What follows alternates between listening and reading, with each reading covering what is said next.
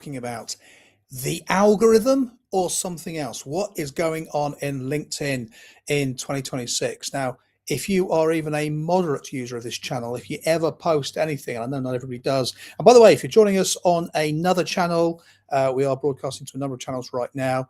This is all specifically about LinkedIn because for many of us, we may have many other channels, many other outlets that we use in order just to keep our reach. But usually for most people in business, it is, or any kind of professional endeavor, it is, of course, LinkedIn that we're trying to get working for us. And you might have noticed this. I certainly have, that in the last few, I would say certainly the start of 2026, possibly a bit before that, I've noticed work that typically I'd put out that would go very, very well. Now, this isn't going to be about me. It's also not going to be me whinging and moaning about everything that is wrong on on TikTok, everything that is wrong on LinkedIn. Sorry, I'm on multiple channels right now. So I really want to get into this and just start to kick around some thoughts and some ideas that might be able to make things work a little bit better for you. So that's the aim. And let's start with this idea that for most people, LinkedIn has shifted. Now, I've noticed in the last 2 or 3 years, increasingly, people are going the more personal stories, the more lighter elements. Now, I only really aggressively used LinkedIn for under 6 years. I've been a member of it for years, but like many people, you join, you try and get some traction, you post a post, and then nothing happens for a week, and you kind of think, what's the point? But for anybody that's got any kind of traction on LinkedIn, you'll know that you have to keep posting and keep posting and keep posting. So for me, just to give you some starting points here, I found that LinkedIn worked well for me originally when I was using quite quirky videos, often cats or dog type videos, and I was captioning them and writing about business perspectives within HR, within health and safety, within management and leadership. And because the video was funny, engaging, interesting, whatever, over a period of several weeks, and I was doing this every single day, I started to get the channel moving and started to get some interest.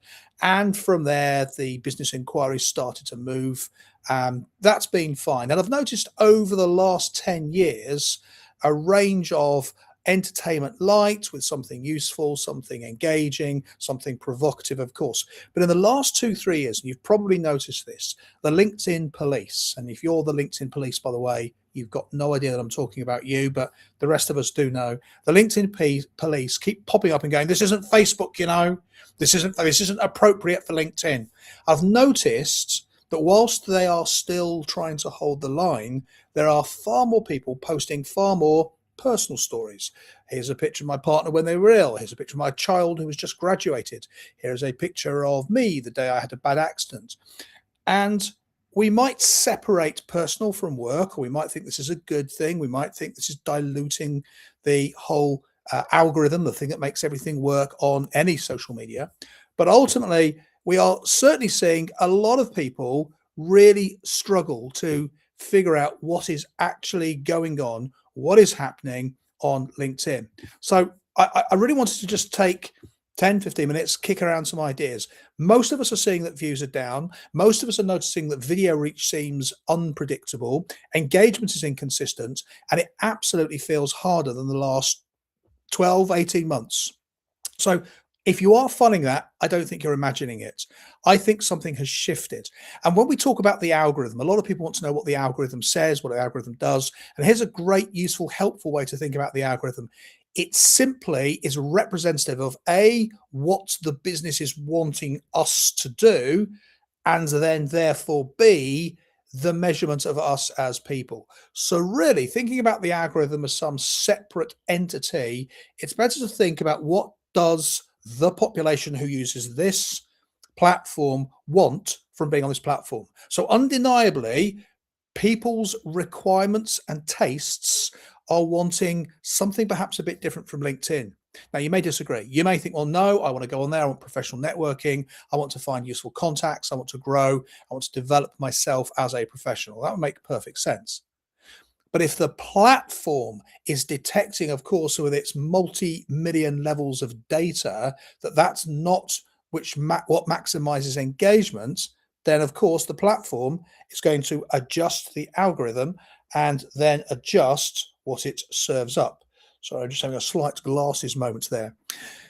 So let's think about this practically, because it's very easy to blame the algorithm. It's very easy to talk about that's all gone wrong, but this removes personal responsibility and it creates a little bit of a victim mindset. I've tried everything. I've tried everything. What can I do differently? So here's my perspective. Up until very recently, I would post quite regularly Derek from HR videos. And for people in HR, for people in my profession, for people in learning and development, for anybody, any kind of leadership management position, it was a really consistent video that I could keep putting out and keep getting strong responses from. It was funny, it was engaging, it was knowing. Often in the captions, I'd have some useful advice for people in this space. And Derek from HR would get me frequently thousands, if not tens of thousands of views, high engagement.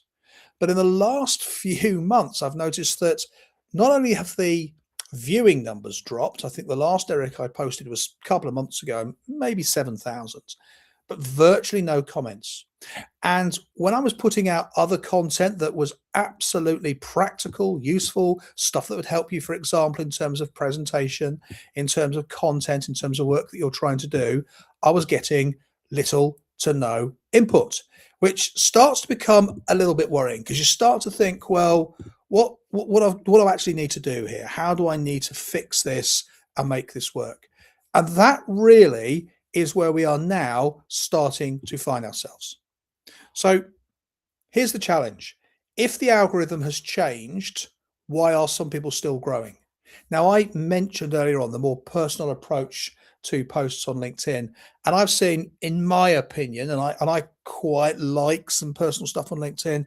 I've seen some really trite, trivial content on LinkedIn, but with hundreds of views. I've seen some work that is pretty decent with one view. I've put out my last two views. Bear in mind what I said. I'll often, if I have a quiet post, I'll get 900, maybe 1,000. If I have a good post, I might get 2, 3, 4, 5,000.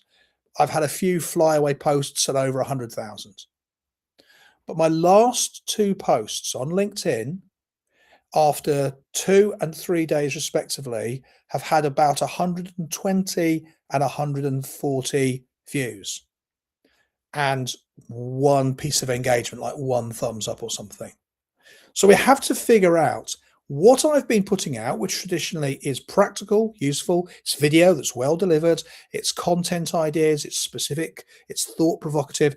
By contrast, having put a comment out about Peter Mandelson, not a political one, but about the whole concept of employment and the money you receive if you are fired from a job. So linking to a current modern story, but making it more about the industry, I think that probably did a few thousand views. So something is still working, but a lot of what we used to do hasn't been working. So there are shifts on the platform. Content behavior matters. So what has actually changed? Well, LinkedIn is rewarding dwell time rather than just passive scrolling. And that is exactly as it sounds. When you are on LinkedIn, perhaps you're doing a little bit of LinkedIn whilst half watching some TV. You know, you shouldn't, but you can't stay away. When you do a little bit of LinkedIn, where are you stopping? And the action at the moment might suggest, statistically, you aren't stopping on the wholesome quality work stuff. You might be looking at the more personal things, the more private stories that people are putting across. So we are absolutely seeing that dwell time is being rewarded more than scrolling. Controversy is absolutely spiking attention. My comment about Peter Mandelson was interesting. I spoke about the Labour government. Now, I spoke about the Labour government because we've got a Labour government in at the moment. I might have written exactly the same video about the last government, but right now we have a Labour government. So I spoke about the effect of Labour government policies from a business perspective. So although it referred to Labour, it wasn't overtly political. Now that's been my biggest hit video for a while, probably about 15, 1,600 views. But in the context of other stuff I've been doing, where I've got regularly 7,000, 10,000, 15,000, it's still very low. You see, generic leadership stuff, tips, top 5 points, stories, those are saturated. There's too many of them. I've seen posts from people that I know are quite decent, putting quality content out, getting literally no views. I mean, I'll scroll by, there'll be like 20 views showing, no engagement at all. And AI posts are everywhere, aren't they? And you can spot them, even if they've taken out that long dash, the M dash, even if they've got rid of the it's not this, it's this, you can see the shape of them. They are fundamentally different from the way people write. So the feed is crowded with 5 tips for leadership. Audiences are scrolling faster. What makes them stop? Well, what makes you stop? Tension, relevance, specificity. I've been practicing that word all morning. Tension, relevance, and specificity.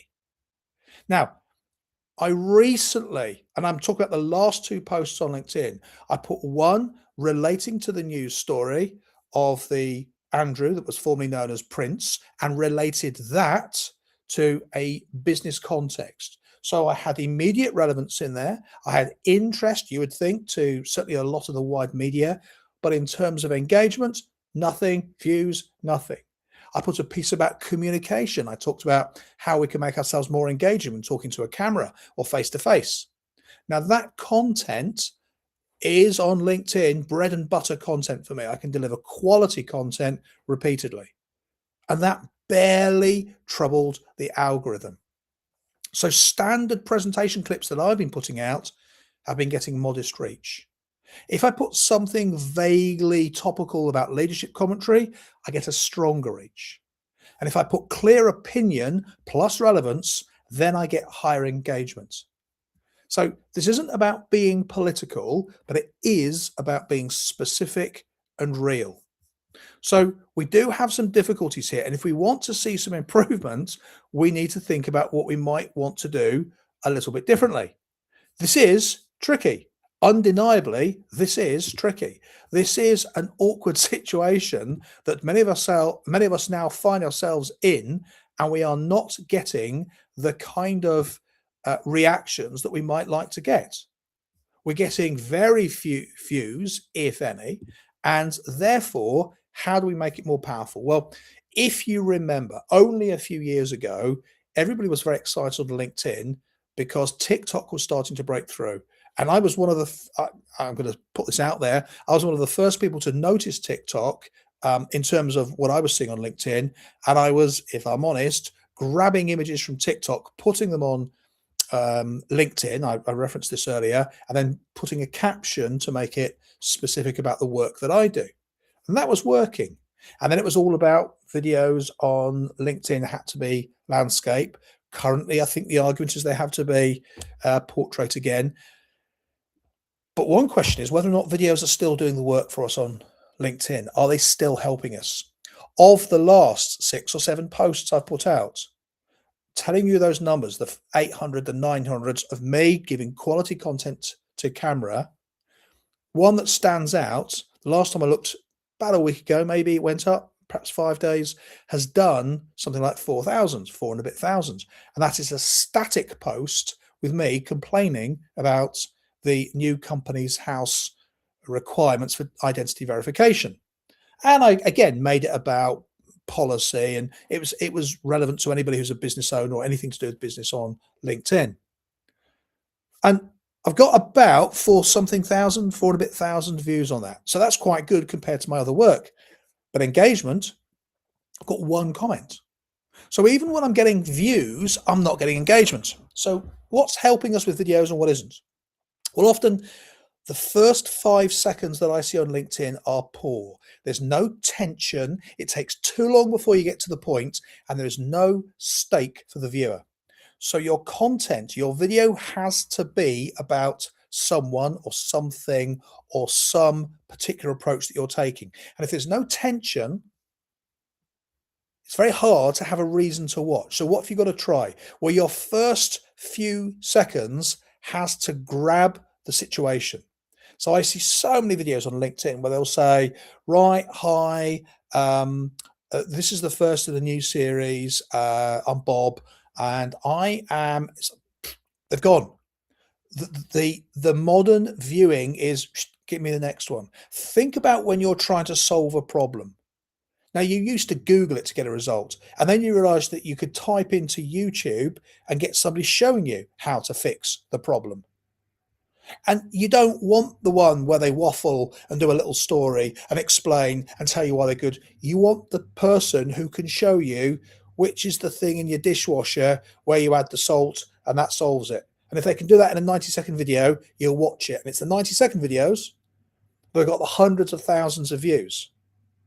And on LinkedIn, there is still, God love you, LinkedIn, but there is a tendency to verbosity, and then I did this, and then I did this, and and no one cares. We need friction and tension, and we need to know who it's for. So, are you talking to HRDs? Are you talking to senior leaders? Are you talking to first line managers? This is a thing that I'm approaching to myself here, by the way. I talk about leaders generally because I figure that's quite helpful. But if I'm honest with myself, I'm a bit more harsh in this time requirement of scroll. I need to go, this is for HRDs who need X, Y, and Z. This is for a first-time leader who's worrying about this. You need to cut the waffle, the throat clearing, tighter framing. This is what we do. And you need to have captions. Now, I don't just mean the captions at the bottom of the words. A lot of people watch with the sound off. But I also mean a caption at the front that tells you what's coming up. Now, if you're my age, if you're my generation, you might have this idea, as I have held on to for a long time, which is if it's a 90-second video and something brilliant happens at the end, if it's a 1-minute video where something funny happens at the end, that if I show you, you'll watch it and you'll wait for the payoff. That is not how viewing figures go on any platform, not just LinkedIn. So this means you've got to put the best bit up front. You've either got to edit it so the best bit's up front, or you've got to have a caption along the top that says, presenter tells you the top 5 things you can do on LinkedIn, or man argues with manager in local restaurant. You won't believe what happens 3 minutes in. Well, most people will then scroll to 3 minutes in. So you'd be better to put the payoff up front. This is, to my mind, completely counterintuitive. This is where we are.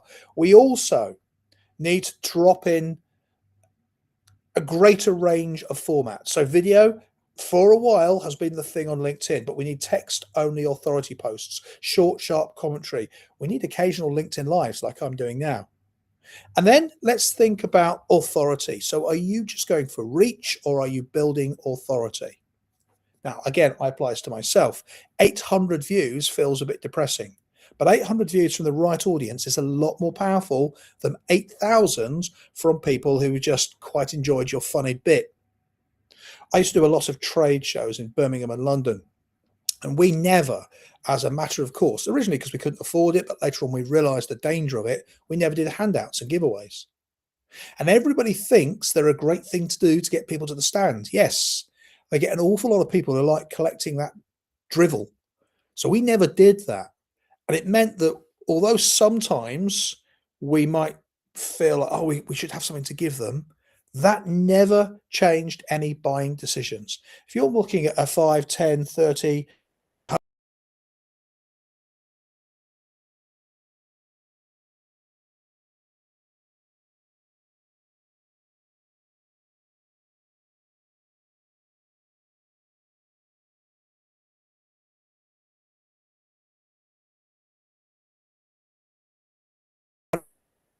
posting will do well, or are you posting what you genuinely believe and defend? Because if your content is safe and generic is the response you're going to get.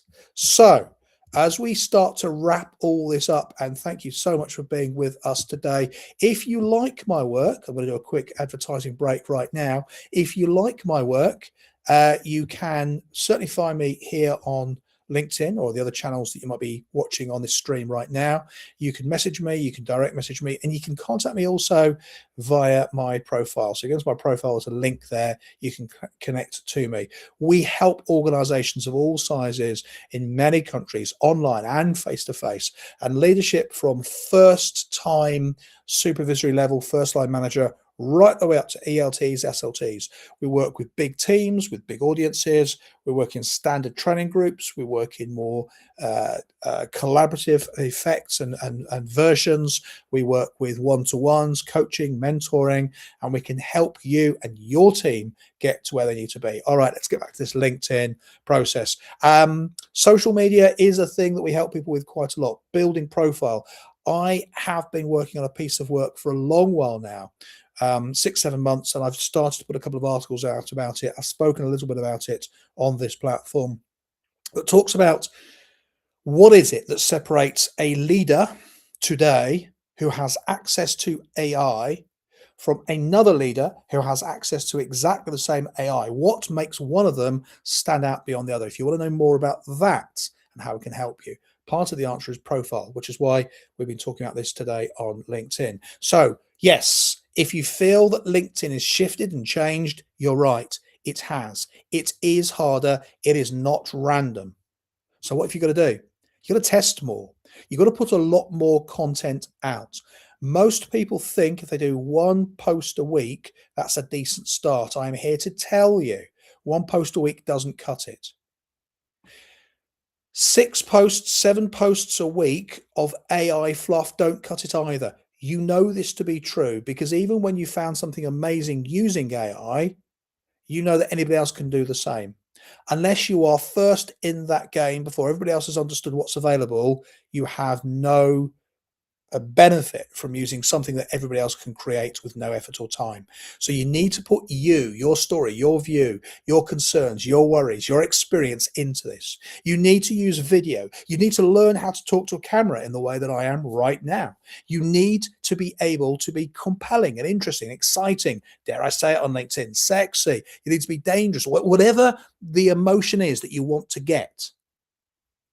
Simply trotting out, these are the 5 ways that we can work with our teams with honor and respect. Well, that's lovely, but any of us can create that in a heartbeat on whatever our favorite AI is. So you need to test more. If you're not currently making video, you need to try it. I do a lot of video, so I need to do a lot more posts that are text driven or image driven. You need to get sharper. What is it that you're putting out there? You need to be more specific and you need to track patterns. I've spoken about some of the patterns that I've noticed in this LinkedIn Live today. You need to start tracking what is working and failing for you. And if what you're doing isn't working, you're going to need to try multiple versions of this. So let me know what you've been trying, what has worked for you in the last 90 days. I will work with people on profiles on LinkedIn or other socials if you like, or indeed communications generally. Very happy to work in all those areas. But we are coming towards a bit of a close right now. So final questions, comments, and observations I will take. I think this is quite a quiet shift today in terms of where I am broadcasting to and who's around. Gav, I can see is on TikTok. TD22, I can see is on TikTok. Insta, I don't think we have anybody there right now. And LinkedIn, I think we have some viewers, but I can't see your names right now, so apologies. But I won't be calling you out. I'm so sorry for that. All right, folks, listen, lovely working with you today. Do give me a bit of contact if you want some help in any of those areas. Very happy to do my best to help you. But for now, I appreciate you being here, and I will see you all again. Well, I hope quite soon, but who can tell? Let me just close these down, and I wish you the best. Take it easy. Have a good week.